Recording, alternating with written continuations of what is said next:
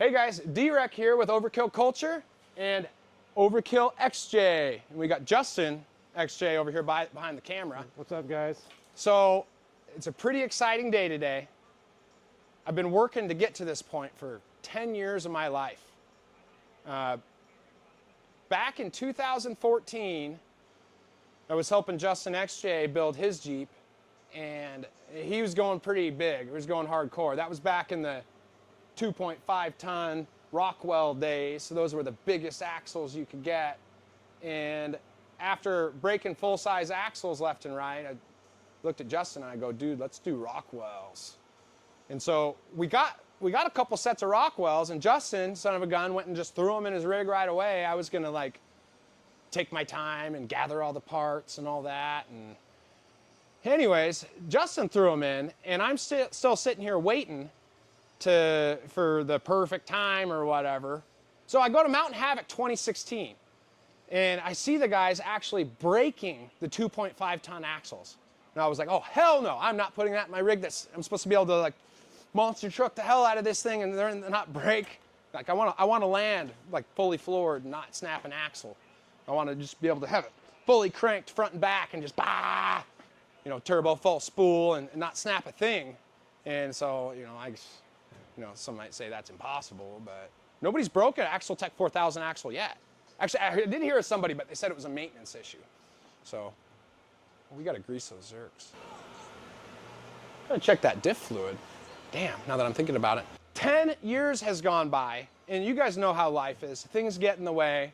I didn't know Overkill XJ was gonna want all that money out of me. So every single year I've been buying something more, something that was really expensive. One year I bought these shocks. I'm a painter, worked all summer, and that was the thing that I bought at the end of the year. Another year, I actually built this whole thing once, me and my buddy Brian, and the last thing we saved was the drive lines to do, and guess what? The drive lines, the angle was wrong. We can't shoot around the engine. We ended up finding out we have to go under the engine. So I had to cut all of this off, and then I had to save up for a Hero 3 transfer case, which is not cheap. And then after you buy it, apparently you have to wait 2 years for it to show up. Not quite, it was like a year. You gotta wait a long time for it to show up. That was another thing that I bought one year. Buying the axles and the tires was another thing for a different year. So, and then, my buddy Brian that was helping me, he actually passed away in the middle of the project, and I'm honestly not smart enough to deal with this. So I had to buck up and actually, learn what the heck I'm doing. He taught me a lot, and he gave me the confidence to just go full bore into this. If you don't have a part and they don't make a part, you find a lathe and you lathe the part. It's confidence levels. I didn't even know how to weld when I started doing this. So, anyways, fast forward 10 years, here we are. We're about to actually take this thing out for buying.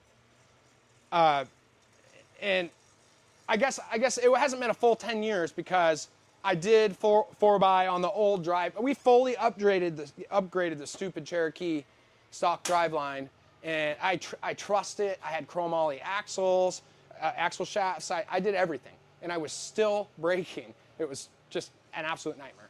And so I want a monster truck. I don't want to crawl around all slow and just, I want to like jump shit. And so I just kind of went a little overboard, but here we are. Okay, I fucked up the shocks. I wasn't supposed to try to lift the rig with the nitrogen. I called Patrick Enterprises and they said, you're a dummy. I think you ruined them, or I think the shocks don't have enough spring weight in them. So we're about to find out if I ruined this whole rig and I got to send 800 pounds worth of shocks across the United States and wait a year, or if I just filled them up wrong, or if the spring rate's wrong. I don't know. And also we got some rear steer problems. I have an idea what that might be. I'm thinking maybe if we drive it a bit and work the air out of it, that might be fine. And then we also have an idle problem where the second it builds boost, it lets it powers down. And so I think I might know what that is also.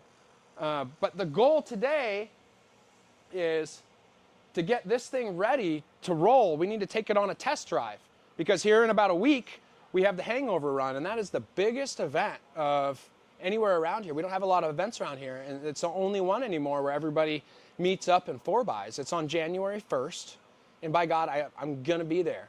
And I don't even have a trailer to tow this yet, so that's gonna be interesting. I don't know how we're gonna do that. I don't even have a tow rig that, I got a 7.3 that has a huge camp, it's already overloaded, so that would be interesting. But, so we have quite a few obstacles to overcome, but at the end of this video, me and Justin are gonna pull this thing out of the garage, and we're gonna take this for a drive, and we're gonna see how many problems we really have to overcome in the next week before the hangover run. At no point when I started building this did I think that 10 years was gonna go by, I was gonna look this much older, and I didn't know what I was getting into. The guy that sold me the parts, I asked him, I go, why are you selling all of the axle tacks and the Baja claws? And he goes, it's just too much work. And I was like, I'll knock it out. Here I am 10 years later, still not done, still having issues, but we're on the tail end. So we cut out all that boring stuff. Now you guys just get to sit here and see, is Powerstroke XJ a good idea, or is this a bad idea? Look, they're gold. There is, we just saw this yesterday. 10 years, look at that run. I've been looking at that fucking run sitting there for so long.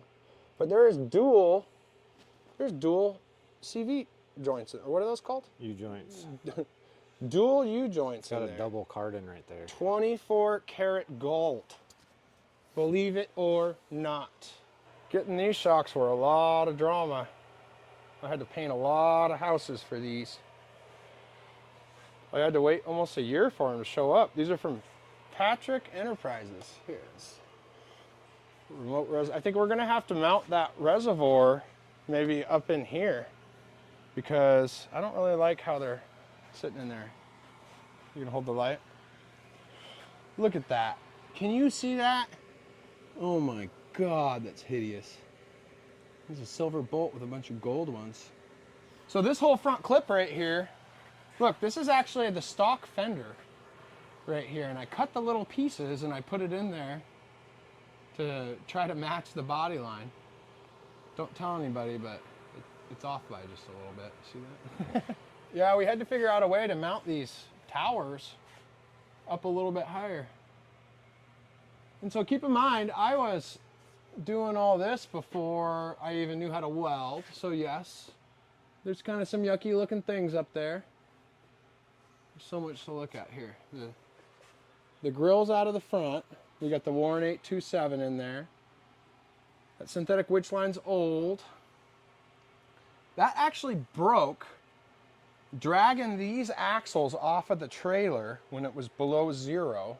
Do not use synthetic winch line when it's below zero. Those are spowl fans, and one of them pushes in and one of them pulls out, and it's right on top of the engine, and the intercooler is sitting right there. And this, everybody bitches about this. Look, the turbo is right under the intercooler.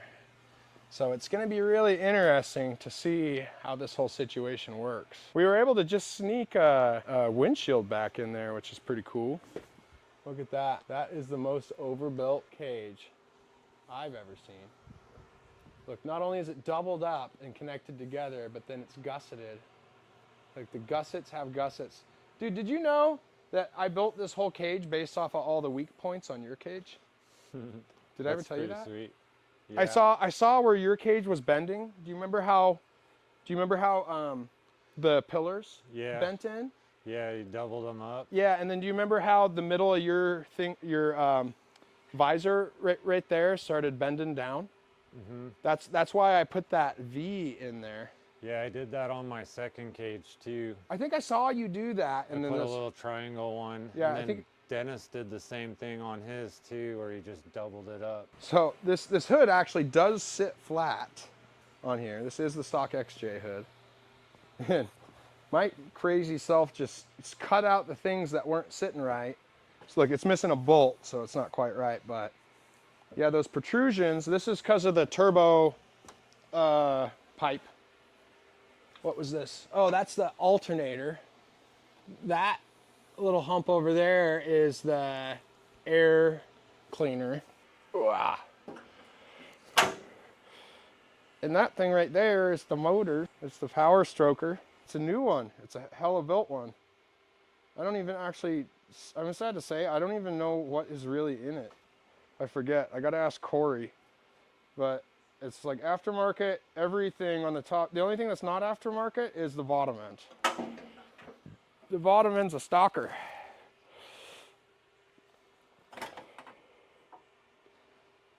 Dude, it's the last space in the world to put something. I forgot we took the degas bottle out of there. Cool. I'll find something to put there. Doubled up the outside there too. Oh, The 2 outside bars are doubled. and not only is it all doubled up, but this is all DOM tubing, which was like way more expensive. When you cut it, you can tell the sparks are a lot finer. When you cut Haru, it cuts through like butter and the sparks are like huge. This is like really dense. So yeah, there's no windshield wipers. That's a problem. I'm gonna hook up like a pressure washer, like it's a diesel motor to the arm on here or something, I'm not sure. But I've got a cover that bolts on here with cotter pins. So yeah, tell me what you guys think about that setup. And then if you don't like it, will you please tell me where I should put the intercooler? Some people are saying just ditch the intercooler altogether, but I think they're stupider than I am. You put it in front of that, in front of your radiator, and you have that the first one, so it's sucking the cold air first, then to the radiator. But if we go look at it, there's no way it can fit in there now. It's too late. We're gonna have to build another Jeep. There's a cover that goes over the top of this, so that the biggest problem with this, I think it's gonna push so much damn air down and suck so much air out that it's not gonna matter. But big chunks of dirt and everything coming falling down on here could definitely just bust right through this plastic. So when we go bogging, I do have a cover to put on there. So yeah, here's the steering system. I was lucky enough to have, I installed a kitty litter box on top of the axle. That's a custom touch. I mean, these are obviously hydraulic rams. I don't think this is gonna work. We're about to find out. My 10-year younger self couldn't figure out a different way to attach this to this. So I just kind of smushed a piece of pipe and drilled a hole through it and we're gonna send it like that. But I'm thinking probably have to weld this solid right here. Here's the bump stops. They're a little undersized, a little old. I would have rather taken them off and had some 3-inch bump stops. This chain right here, I was just kind of doing this temporary. What's going on here? I was kind of just doing this chain temporary, but I kind of like it. I covered it in this rubber Plastidip, and so I can put some more coats of Plastidip on it now that I've got done welding it and it all caught on fire and burned off of there. I like this view looking down the side of it. Oh, the doors. The doors are terrible. Look, I spent all the time to hide all the disgustingness behind here and behind here. Oh, we're missing. Gotta put in this last panel. Look at this little door. Boop. Should be like an ice chest in there. Should put those snakes in there that pop out and hit you. I'm gonna. People are like, what's in here? Now that you said that, I'm totally gonna do that. This is 2-inch, 1/4-inch wall DOM, and these are 1.25 Heims. They looked way overkill before I put them in here, and now they just look normal. There's the air locker right there, and I'm hoping that all I need is air applied to it, and we should be good to go. There is an electric hookup to it for the stock MRAP setup, and you know what's really cool is there is actually a way. These are little air, the air comes through here and, oh, look, there's a little airport that could be tapped into. And if I was to get, you want to come over here, if I was to get the electric deal that plugs in there, there's a dash setup that has all the buttons, and I could air up and air down my tires from the inside, and that would be really cool to do. So this is kind of a problem right here. This is definitely some mud truck vibes, but eventually I'll have to put some all-wheel disc brakes on there. Look, that is actually a skid plate that bolts on there, but we're having big problems trying to figure out how to get those studs out of there. I don't know what the military told Axle Tech to do to hold the studs in, but it's not normal. One of the first projects I did to this Jeep was dove nose the front of it, and that's where you kind of cut off the useless hump that's hanging over the tires. And then the second project was adding, these are called boat sides, and I didn't even know what dove nosing or boat siding was. I just looked at it and I was like, this shit needs to be cut off. And so stock, the Jeep hangs down, the Jeep kind of hangs down to here. And that was one of the first things I did. Do you remember when I did that over at your house? Yep. We cut out the rocker panels. I have one picture of it all cut out. And man, that was a huge upgrade. Look how thick. Let's get that light in here. Look how thick that metal is. That's like 1/4 inch plate. That was one downfall, is when I was working on this, I did not realize that I should probably make it light. And so it's also dovetailed. You can see that the rear end's kind of tucked in a little bit. That really gave it a unique look. I really had no idea what I was doing. You know, I actually tried to weld these panels right here. I didn't realize that even professionals just kind of tack weld them and then smooth them over. Check out this. Oh, that needs to be tightened. How about that? What is this? Sway bar. Sway bar. Look at this overbuilt sway bar. This arm right here. It's pretty cavemanish. You know, me and Brian actually almost named this Caveman. But you know what isn't overbuilt is the bar itself. They don't sell anything that is bigger. You have to have it custom made. So, you know, we got an air compressor up there. We got a Warren M8000 winch in the back. I did that, was all one of the first projects. Front and rear winches. I thought I was pretty smart for doing that. These are Spal fans, again, right here. They sound super cool. They're racing fans. They were really expensive. You know, I remember that really hurt my heart buying those fans. I didn't have a lot of money at the time when I bought them, and I had to keep that a secret from my wife. She had no idea how much money I was sinking into this. You know what was crazy is every time I tried to spend $1 on this, she was trying to one-up me and run around and spend another $1 somewhere else. It was like a game. So I had to keep it a secret. Anytime I spent money, I'd literally buy stuff and hide it. Let's crawl up here and take a look at the top of it. So check it out. Look at all this power we got here. We got 4 deep cell batteries. These are all 100% oxygen-free welding cable. This is all adhesive. Ooh, that actually helps a lot. I tried to do this the best way that I could. And honestly, everything that I bought for this was the most expensive stuff that I could find anywhere. Dude, you know why I spent so much money on all this wiring and everything? Is because I saw the corrosion that was happening in your Jeep. And I actually learned to cover up all these connections from your Jeep again. It's probably because I've always had like pull and save batteries in there.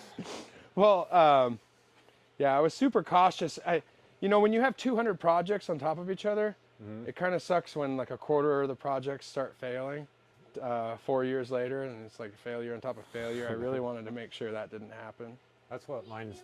We got marine switch. We can go to battery bank 1, battery bank 2, or we can do all. We have some ghetto wiring up here that hurts my soul and is definitely 100% gonna get fixed. Dude, look at that. Look at that, Yeah, dude. but there's boat speakers there. No, that's temporary. No, you need 2 more.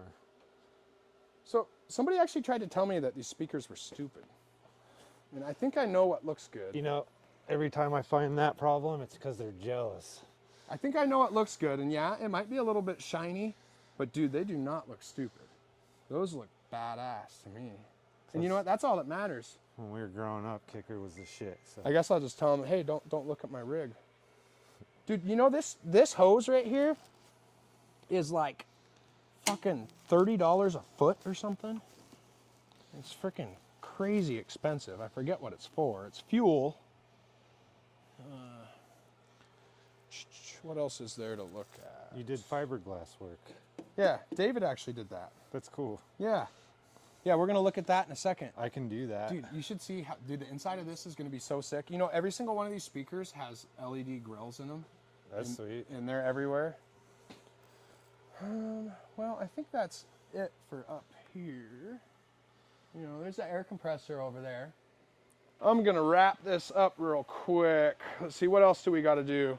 This is the fast system. It's white. It's terrible, but it's going to not be white, and it's gonna be covered up. There is a skid plate that goes across the whole bottom of this.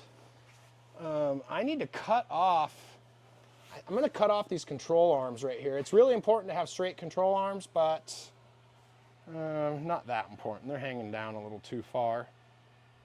And there is the Hero 3 Nightmare. That was an absolute nightmare. And then guess what? After I had to save up for 2 years and it showed up, it was built wrong, and then I had to send it back. I had to cut my whole Jeep back apart for this thing because we had to end up shooting the drive line up under the engine. So originally it was shooting over here to the side, and I thought it was going to be good, but long story short, it wasn't. So kids always start with making sure that the drive line and suspension works before you weld anything.